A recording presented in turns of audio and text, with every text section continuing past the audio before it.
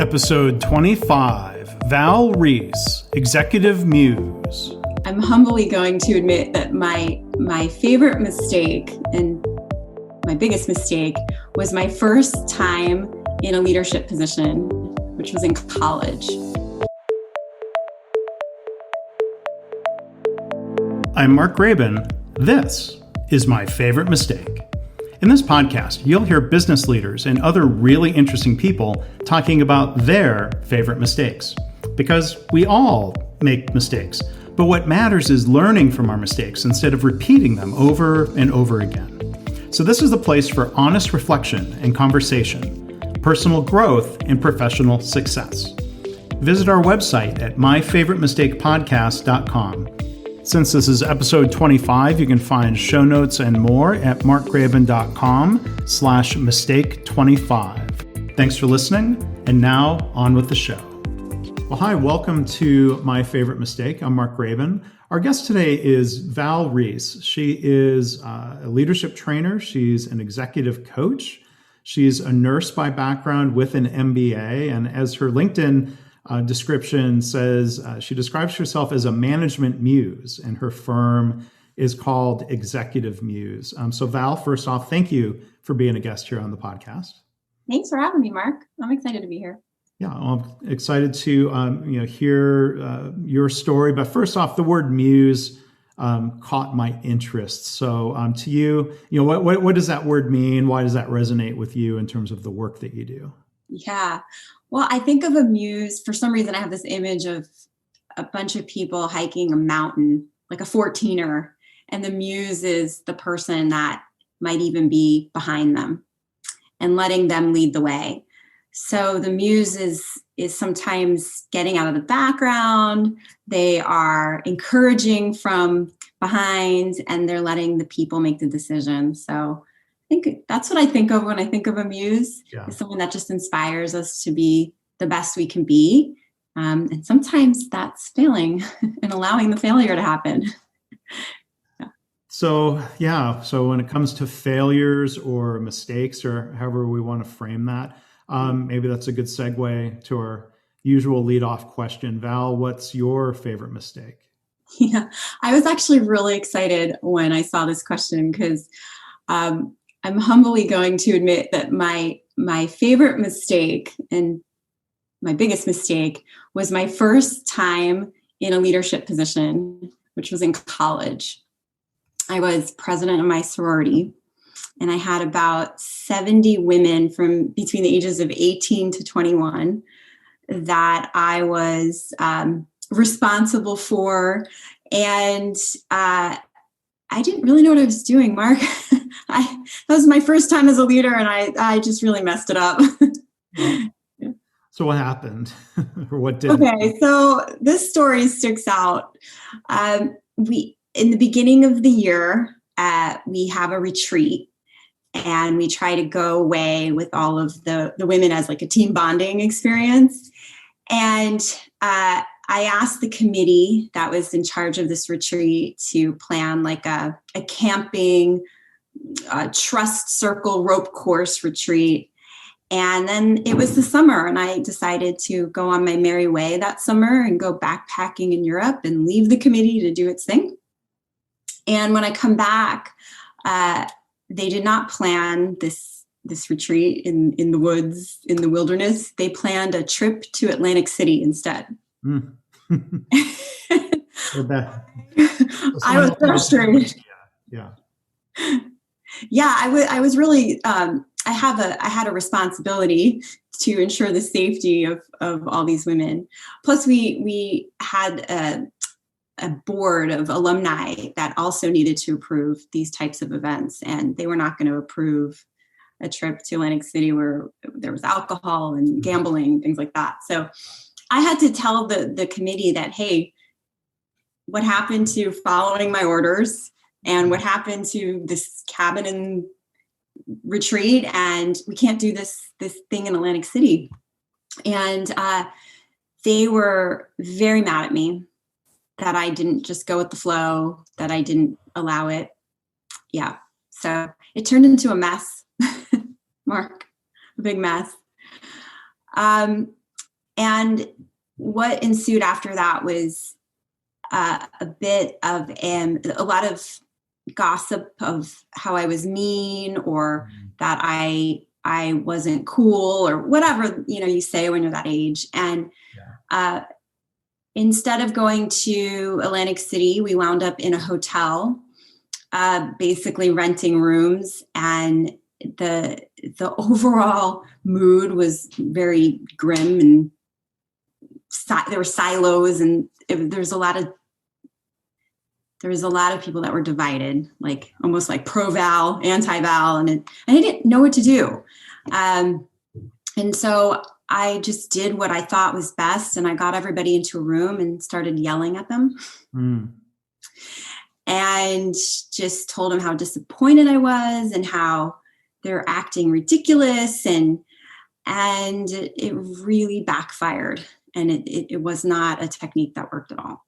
Yeah. So I would say that's my favorite mistake, because it taught me a lot about leadership at a very young age. Sure. Well, and I mean, to be fair, I mean, what you're describing is, I think the growing pains that most any leader goes through as we're trying to find our leadership style, or a leadership style.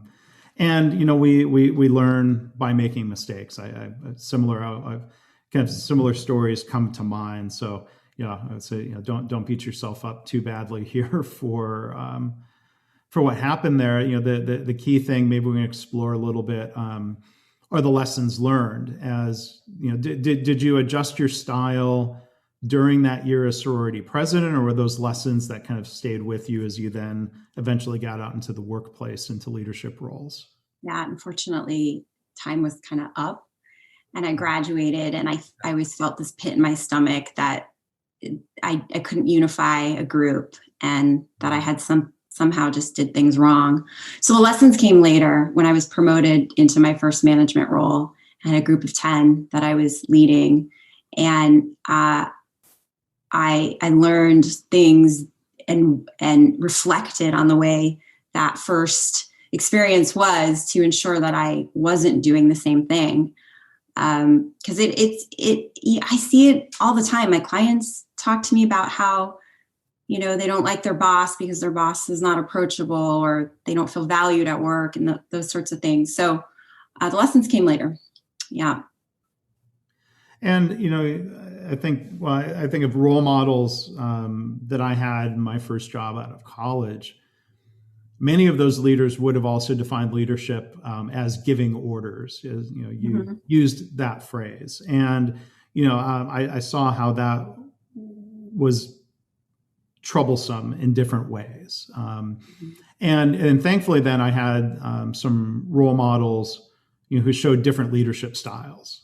Yeah. So I'm curious how your views evolved kind of, through experience, or seeing other examples of leadership, of, the difference between giving orders and being more of a coach, or, to use your word, being a muse that inspires employees. Yeah.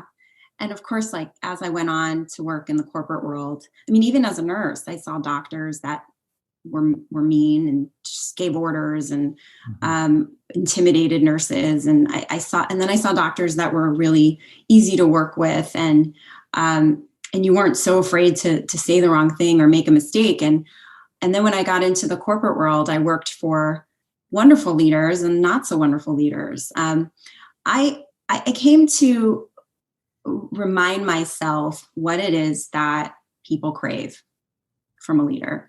I even roll out this acronym in the book and in my trainings. And I think it comes down to these 5 things. They crave connection. They want to know that that leader is unifying people, that they're part of a team, they're part of something bigger than themselves. They crave reliability. They want to know their leader is going to show up and not disappear for 6 weeks on a backpacking trip in Europe and leave them.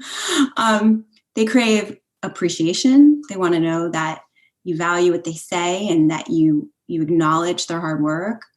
They want to be valued. They want to know that they're part of the organization, that they're bringing value, that you recognize that. And then the last thing is they crave effective communication. And I think all 5 of those things were missing in my leadership style. And I started to write down like all the things that I enjoyed in all the leaders, and what was it? What were those characteristics? And this idea of crave came to me. It's like this is what employees are craving. Like, we need to give them more of these things. They're valued assets. Yeah. I hope they feel this way with my leadership. Yeah. Well, and you talk about being out of communication. I guess if we're thinking ahead to more recent or the next sorority president who comes in and has to figure out how to be a leader, it's harder to disconnect and be unreachable for 6 weeks. Maybe some people crave that when they have a chance to get away for a trip in the future. But it sounds like some of the other approaches or something where it would be helpful, or I guess my question for you is, like, what could be done? I'm not asking you, if you were doing it, but thinking about the next incoming sorority president, like what kind of resources could be available to sort of teach someone how to be a sorority president? Or I wonder if there's leadership coaching that's provided from like a national sorority perspective. Just wondering. For me at that time, there wasn't. Maybe it's different now, or maybe it was specific to my sorority, but there wasn't really anyone for me to talk to that could give me that coaching. But I mean, gosh, you could walk through this model and just ask them the questions, like, how do you think you can unify people? What do you think they're looking for from you? A lot of empathy and putting yourself in their shoes, and what would it take to be reliable and to appreciate people and to acknowledge people, and what unifies people? What's the purpose you guys are serving? Have them share these ideas, and then what does it look like to effectively communicate and give continuous updates and reminders? Even just little things like celebrating people's birthdays or academic accomplishments. I mean, these are all things that bring a community of people together and let each other know that you care about each other, right? Yeah. So I would ask that sorority president to listen better and listen more and listen with an open mind and acknowledge people and ensure that even if they don't agree with their perspective, that it's okay to say, hey, that's a great idea. Let's open it up to some other ideas and see what's best, versus like, no, we're not doing that. That's not going to work, right? Yeah. Thinking back to you telling the story, it sounds like your response wasn't one of asking, well, tell me where this Atlantic City idea came from, or why do you think that's a better alternative, or trying to ask questions to understand. You came back and said, no, that wasn't the plan. Yeah. I was mad because they didn't follow my orders, So I let them know that I was angry with them and that I was disappointed and discouraged. And that just makes people bite back. There's a way to do it. There's a way to communicate in a healthy way. Sure. And I didn't have the tools for that. Yeah. I mean, I think there's a couple of workplace issues that come to mind. Maybe you've seen other challenges or maybe good things happening where frontline employee, like, I work with hospitals a lot. It could be a nurse. They're now made nurse manager, and they're more or less told, they may get a class about taking care of payroll or something very tactical like that. But other than that, it might be a matter of, okay, go figure it out. Right. And maybe that nurse had a good role model as a nurse manager. Maybe the director that they're reporting to is a good role model. Maybe not. But yeah, I mean, that's a tough position where, someone gets a formal leadership role and is kind of left to their own, as opposed to organizations that are more intentional about helping provide some structure and making clear what mindsets or what behaviors are most effective in the organization. Not that we're going to turn every manager or leader into a carbon copy, but it seems like more structure can quite often be more helpful. What do you think? What's your experience? I think so many individual contributors are thrown into leadership roles, and they were driven and ambitious, and they hit their sales quota, or they got good customer service reviews, and then the company says, oh, okay, you're an A player, you have a lot of great qualities, go be a leader. And then they don't know, no one's teaching. I mean, some of it's innate and intuitive, and like you said, you look at your role model, but it's so common. I see it everywhere. And I guess in one way I'm fortunate because it keeps my business alive. But in another way, I wish there was more foundational things that organizations would do to set these leaders and the employees up for success. Absolutely. Yeah. So I think that's a really good way of putting it. Are we setting people up for success? Mm-hmm. As opposed, and it doesn't mean everybody will succeed, but I think when there's more intention around developing frontline leaders, it's more likely to lead to a good outcome instead of a kind of sink or swim 50-50 or whatever the odds might be. And if someone can't hack it, they'll get frustrated and go back to nursing. Well, that might be lost potential for that leader and for the organization. Yeah. And, a lot of this comes down to communication. I mean, and if there's some sort of conflict or disconnect, we can get passive, or we don't know what to say. We get conflict avoidant, and we don't want to address things. And then if we address things, will the other person become defensive? And no one's giving us the tools on how to handle this. And then maybe I shouldn't say no one. I mean, there's a lot of organizations that actually do give some training, but I would say it's the exception, not the rule.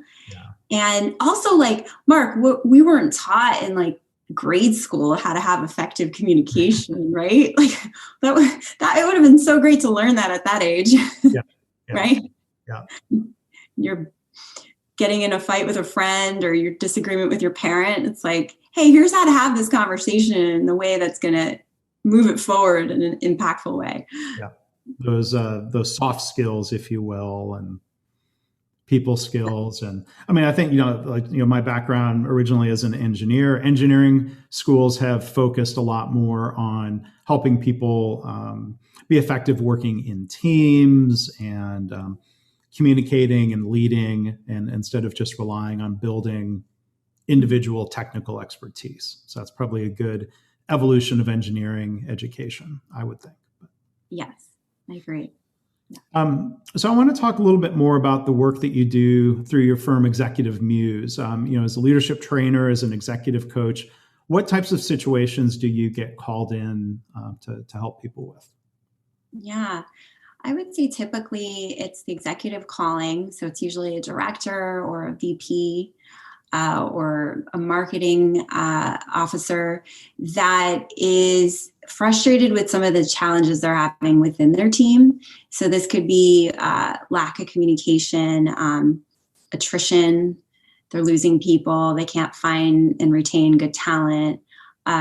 Maybe there's some insubordination, or the leader just feels like the leaders that they have under them are not as impactful and effective as they could be, and they want to give them some of those tools.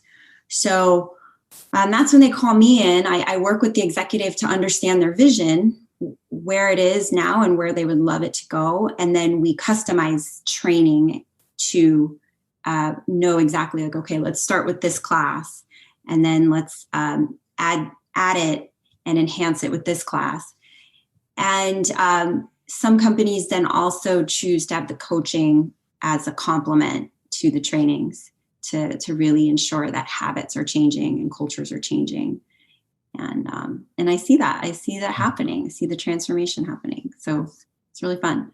Well, cool. And it seems like any sort of personal transformation or change as a leader requires some coaching and support and reinforcement. It's not enough to sit in a class and kind of take something in through the ears and say, "Oh, right, yeah, I've developed new habits overnight." It's a struggle for people, to be fair to them, I think, right? It is, and I try to build the training so there's a lot of self-reflection happening and areas for them to write and get their thoughts out, because I think that's part of just the reinforcing of the learning. So you're not just listening to somebody talk for a few hours. Right. But then what happens is, like, let's say I'm teaching a class on how to have effective conversations. And and everyone learns the tips, and then they turn to their partner and they share and they talk it out. But then when we coach, it's like, okay, tell me exactly what's going on with this person. What's this person's personality? What are all your frustrations about this personality? It can really get into their world and understand, and then alleviate all that in an hour and give them all the confidence and tools to have an effective conversation right away.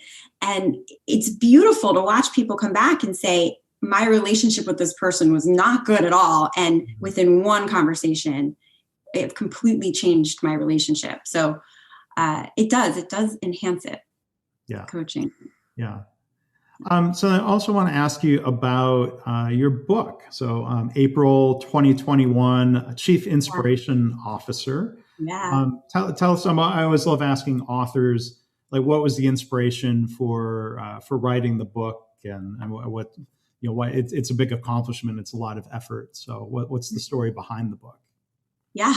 I've been in business for 7 years and teaching these classes, and the students in the class kept saying, is there a book we can read on what you're teaching? And I'm all about recommending other people's books. I think it's great.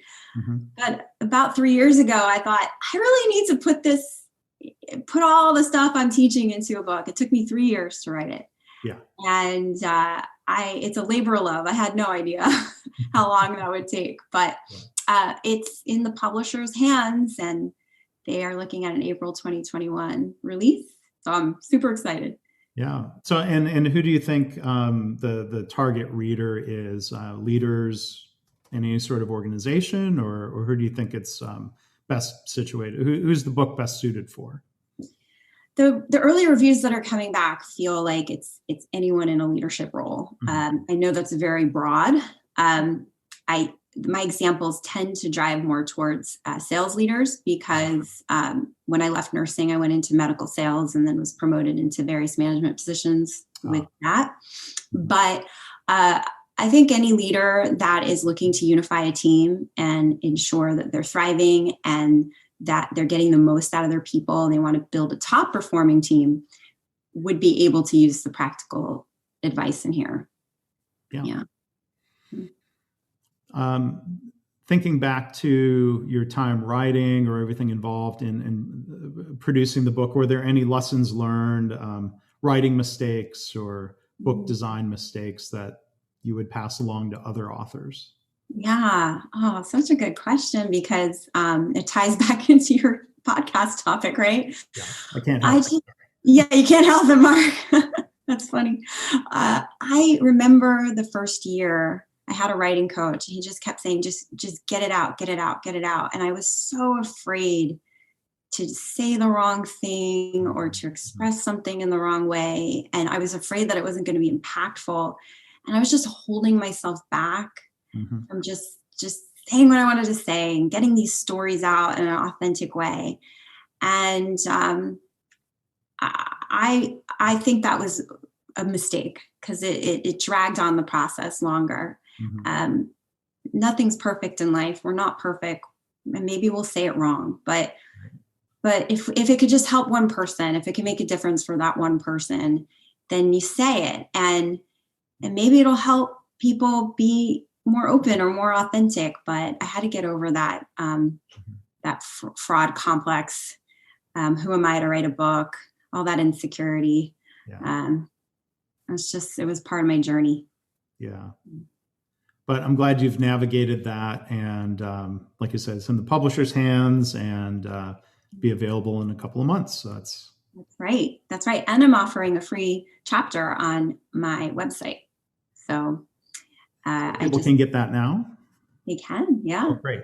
You go to my website, executive-muse.com, and they can download the free chapter. I'll send it to you, and they get a sneak peek. And I did the first chapter because it really summarizes the mindset of the entire book, and I think it's great to just get started with that. Yeah.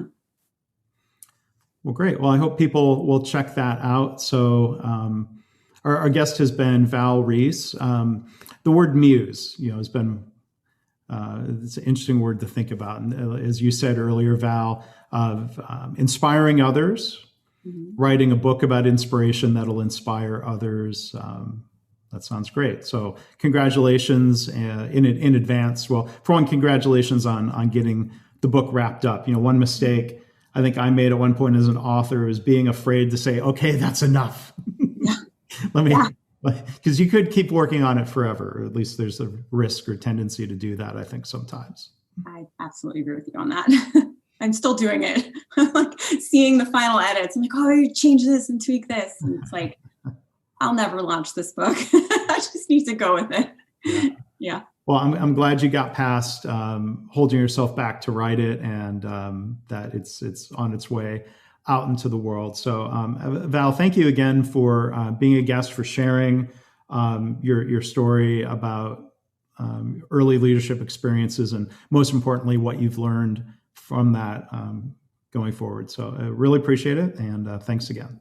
Thanks, Mark. Thanks for having me. And I enjoyed connecting with you. Thanks for listening. I hope this podcast inspires you to pause and think about your own favorite mistake and how learning from mistakes shapes you personally and professionally. If you're a leader, what can you do to create a culture where it's safe for colleagues to talk openly about mistakes in the spirit of learning? Please subscribe, rate, and review the podcast. Our website is myfavoritemistakepodcast.com. See you next time.